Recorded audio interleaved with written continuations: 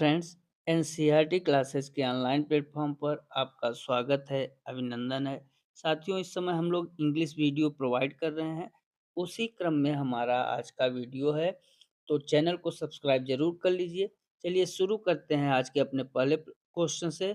आज का जो पहला क्वेश्चन कर रहा है, identify the underlined part of speech.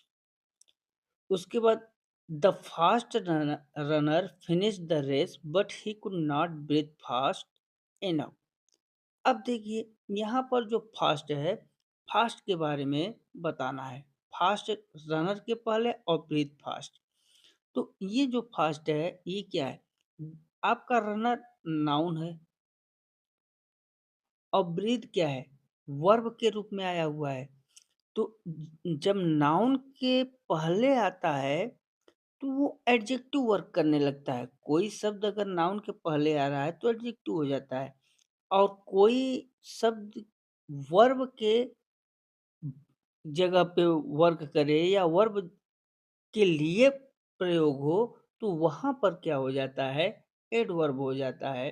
अब देखिए, ऑप्शन दे रखा है adjective adjective, B adverb adverb, C आपका दे रखा है एडजेक्टिव एडवर्ब। यही आपका सही है, क्योंकि नाउन के पहले, रनर के पहले फास्ट नाउन है रनर, इसलिए एडजेक्टिव हो गया। और वर्ब के लिए जो प्रयोग हुआ है फास्ट, वो आपका एडवर्ब हो गया। Next question.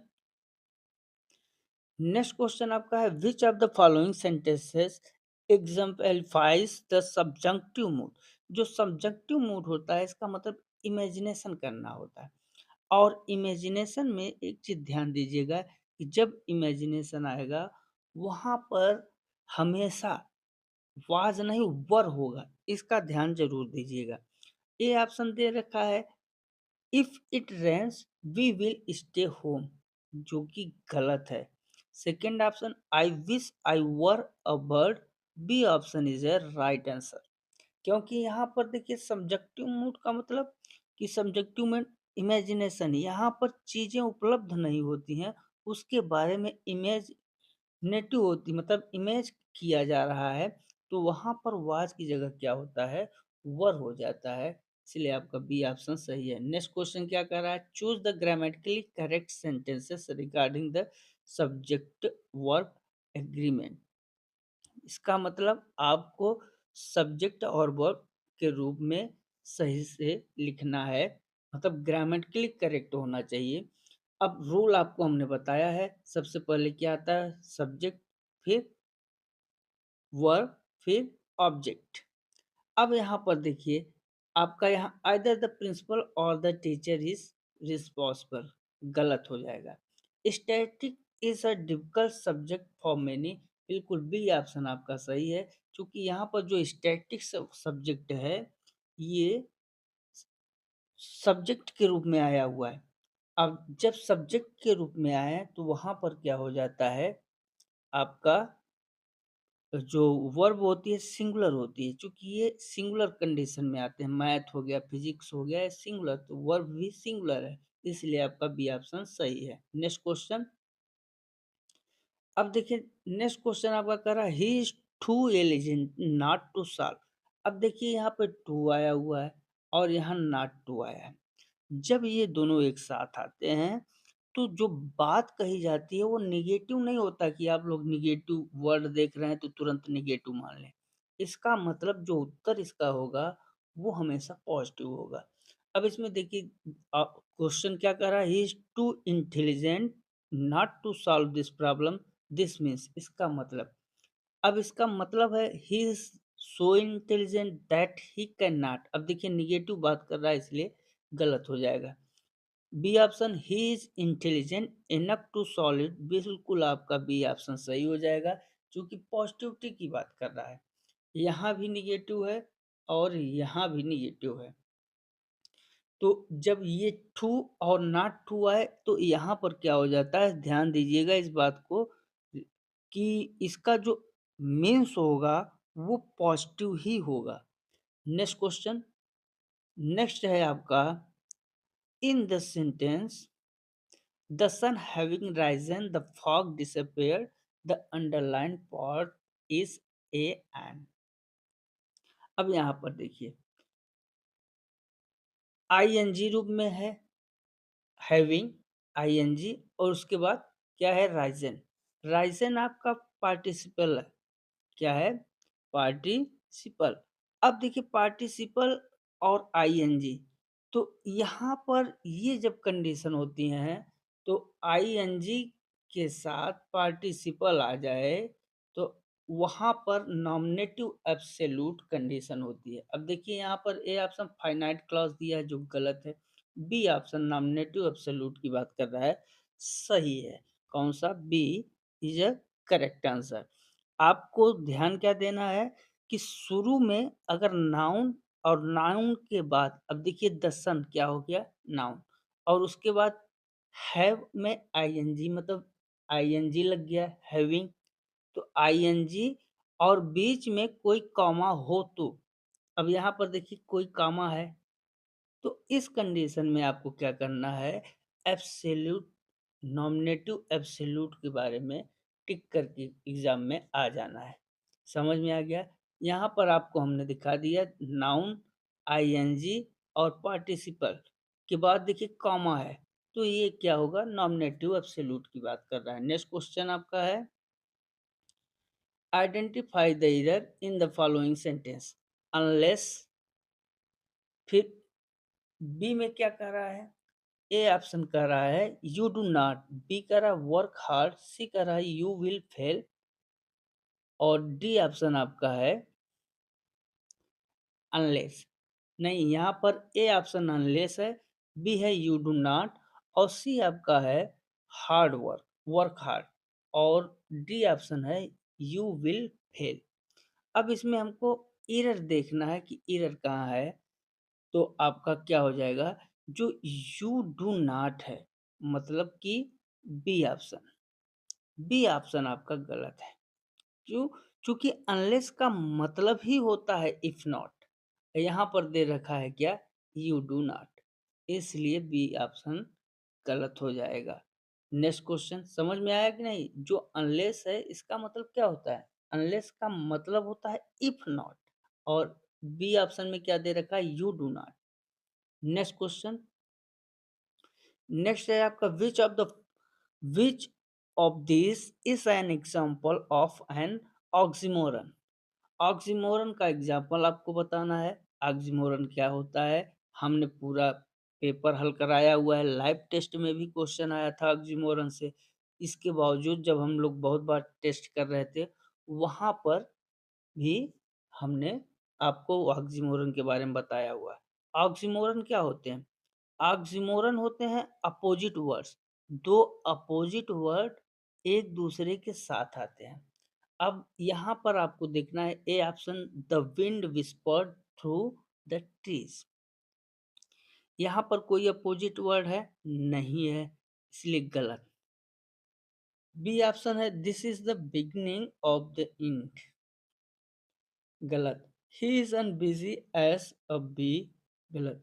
It was deafening silence, यहाँ पर देखिए एक साथ आए हुए हैं, साइलेंस और डिफनिंग, तो आपका क्या हो जाएगा, D option is the right answer. ठीक है। नेक्स्ट क्वेश्चन, क्योंकि जो ऑक्सीमोरन है इसमें दो अपोजिट वर्ड एक साथ आते हैं। Next question, change the following into passive voice. अब आपको पैसिव वॉइस में चेंज करना है, one should keep once promise. अब पैसिव वॉइस में आपको हमने सूत्र बताया हुआ है किस ढंग से पैसिव वॉइस को चेंज करते हैं। पैसिव का मतलब जो आपका एक्टिव का कर्म होता है वो कर्ता का कार्य करने लगता है। ठीक है। अब देखिए यहाँ पर one should keep once promises, इसका जो पैसिव हो जाएगा क्या होगा, ए ऑप्शन में है once promises should be kept, और वर्ब हमेशा ध्यान दीजिएगा थर्ड फॉर्म में होती है। तो यहाँ पर जो ए ऑप्शन है वो क्या कर रहा है, once promises should be kept, जो कि गलत है। यहाँ पर वंस जो है ऑब्जेक्ट नहीं है। B option promises should be kept, बिल्कुल यहाँ पर जो प्रॉमिस है ऑब्जेक्ट का वर्क कर रही है, प्रोमिसेस शुड बी केप्ट। कौन सा? बी ऑप्शन आपका सही हो जाएगा। नेक्स्ट क्वेश्चन, नेक्स्ट है आपका,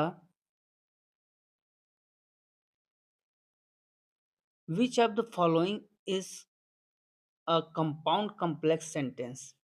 आपको कंपाउंड और कॉम्प्लेक्स सेंटेंस के बारे में देखना है। ऑप्शन में कौन कंपाउंड कॉम्प्लेक्स सेंटेंस है। आपका कह रहा है I like T and he likes coffee. अब यहाँ कंपाउंड तो है, कॉम्प्लेक्स नहीं, इसलिए गलत हो जाएगा। B option, although it was raining we went out and we got wet. अब देखिए यहाँ पर क्या है, कंपाउंड और यहाँ पे कॉम्प्लेक्स, कौन सा, compound complex sentence. B option is the right answer. Next question, next question है अ फोनिमिस। फोनिम के बारे में बहुत बार बताया हुआ है। फोनिम क्या है, स्मॉलेस्ट यूनिट ऑफ साउंड। कौन सा, the smallest unit of sound. B option आपका सही हो जाएगा। क्योंकि the smallest unit of meaning क्या होता है, मॉर्फिम होता है। तो इसको जरूर ध्यान दीजिएगा, और इसको हम लोग बहुत बार बता भी चुके हैं आपको। हर एक पेपर में लगभग फोनिम मॉर्फिम के बारे में बताया ही गया है। हर एक लाइव टेस्ट में तो कई बार बताया गया है।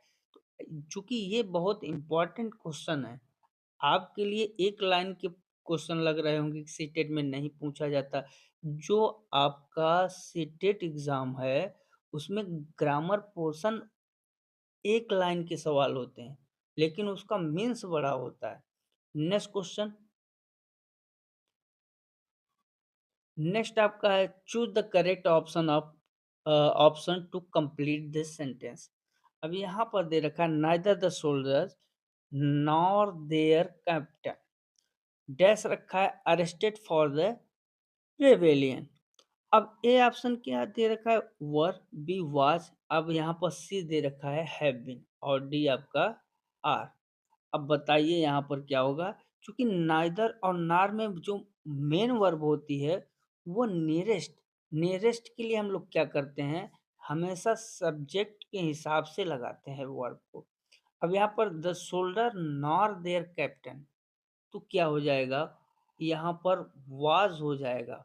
Was arrested for the rebellion, कौन सा, बी ऑप्शन आपका सही हो जाएगा। नेक्स्ट क्वेश्चन, नेक्स्ट क्वेश्चन है which of the following is a transitive verb. Transitive verb के बारे में बताना है।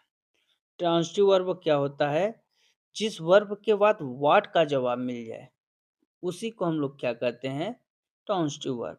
अब यहाँ पर ये ऑप्शन दे रखा है the baby sleeps soundly. B option कौन सी, अब यहाँ पे कौन आ रहा है, इसलिए ए ऑप्शन आपका गलत हो जाएगा। B option C is logging loudly, यहाँ भी देखिए क्या आ रहा है, कौन। हमको ढूंढना क्या है, व्हाट।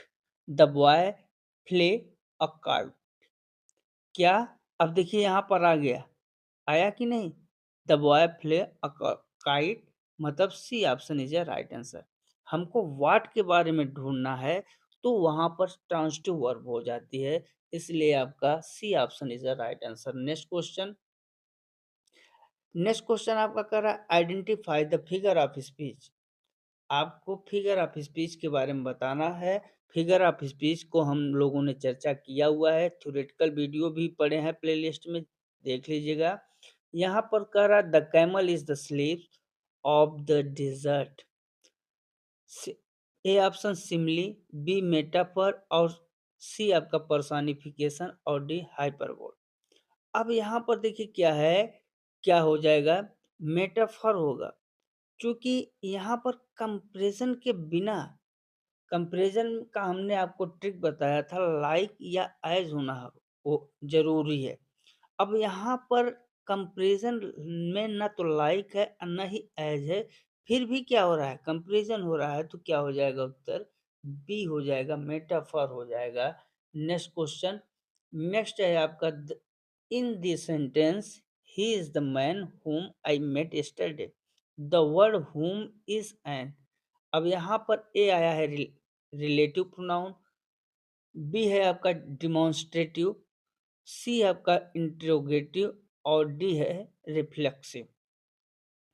आप बताइए होम क्या है? रिलेटिव है। अब यहाँ पर आया, अब जो क्वेश्चन कर रहा है, he is the man whom I met yesterday। यहाँ पर जिससे वो मिला था कल, वो ये वही व्यक्ति है। अब whom किस कंडीशन में है? रिलेशन के रूप में है, क्योंकि मिल चुका है, मेट। तो क्या हो जाएगा? ए ऑप्शन आपका सही हो जाएगा, relative pronoun. Next question, choose the correct spelling. अब आपको करेक्ट स्पेलिंग को चूज करना है, हर साल परीक्षा में आता है। अब ए, बी और सी, डी तीनों में ऑकरेंस की स्पेलिंग लिखा हुआ है। ऑकरेंस की स्पेलिंग क्या होता है? O double C U double R E N C E होता है। O double C U double R E N C E. अब यहाँ पर देखिए, O double C U R E है, इसलिए गलत।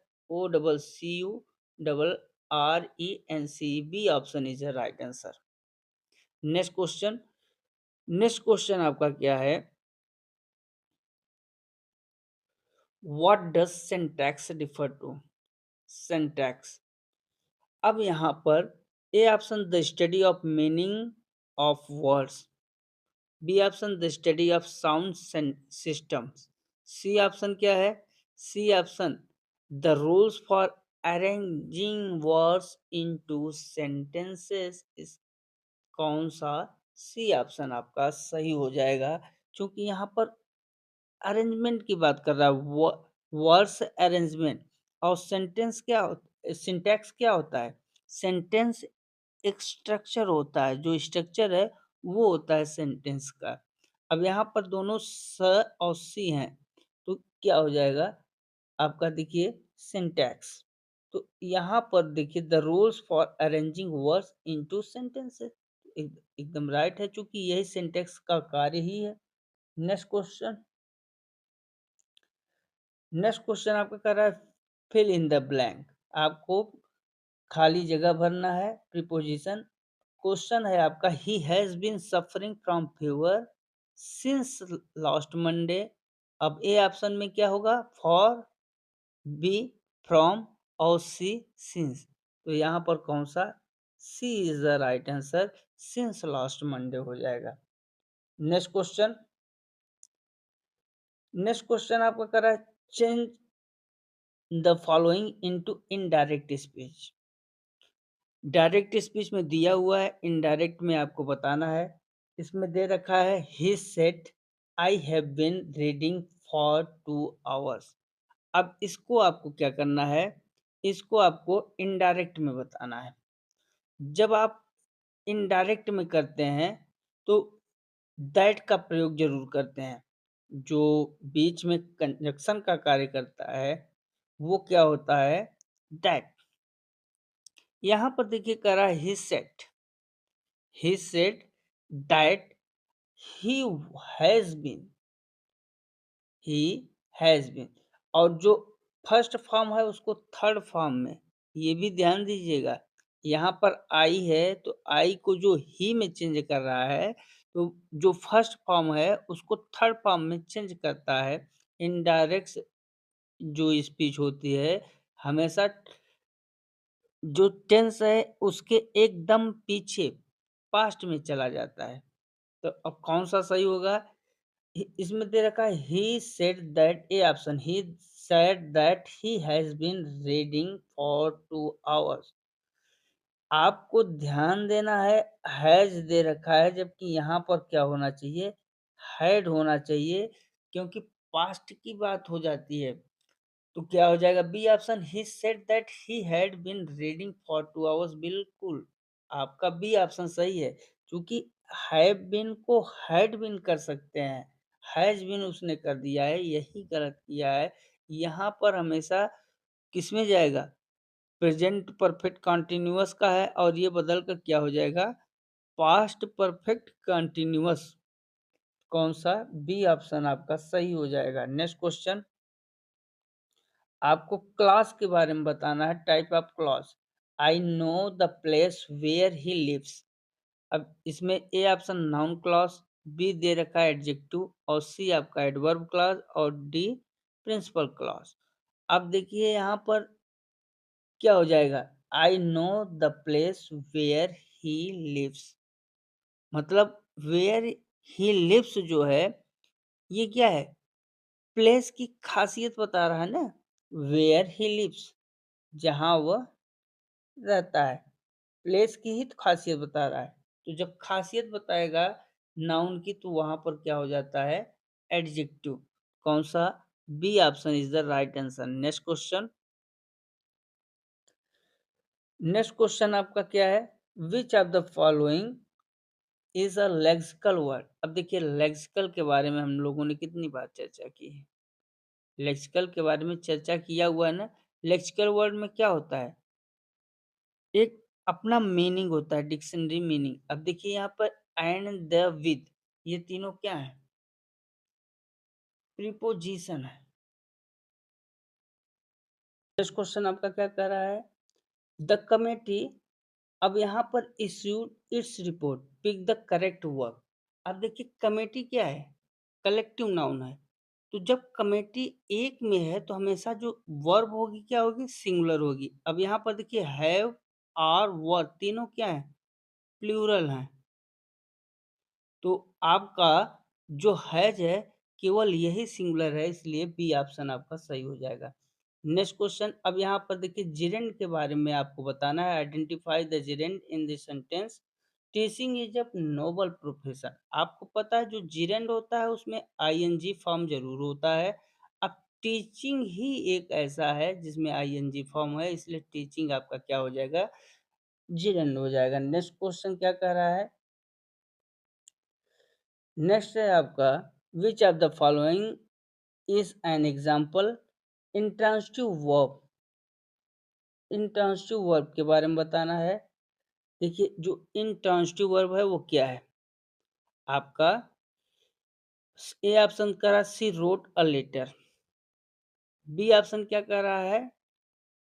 The bird is flying. बिल्कुल बी ऑप्शन सही है, क्योंकि जो ट्रांसिटिव वर्ब होता है उसमें क्या होता है? ऑब्जेक्ट होता है। और इनट्रांसिटिव वर्ब में ऑब्जेक्ट नहीं होता है। उसमें क्या होता है? डायरेक्ट आता है नो ऑब्जेक्ट। अब फ्लाइंग के बाद व्हाट का जवाब तो मिलेगा नहीं। और हमने ट्रांसिटिव का क्या सूत्र बताया था, क्या ट्रिक बताया था कि जब ट्रांसिटिव वर्ब होगा तो वहाँ व्हाट का जवाब आपको मिलेगा और इनट्रांसिटिव में नहीं मिलता है। इसलिए आपका द बर्ड इज फ्लाइंग, मतलब जो बी ऑप्शन है सही है इंट्रांसिटिव वर्ब के बारे में। Next question, choose the correctly punctuated sentence. अब यहाँ पर दे रखा है पंचुएटेड सेंटेंस के बारे में।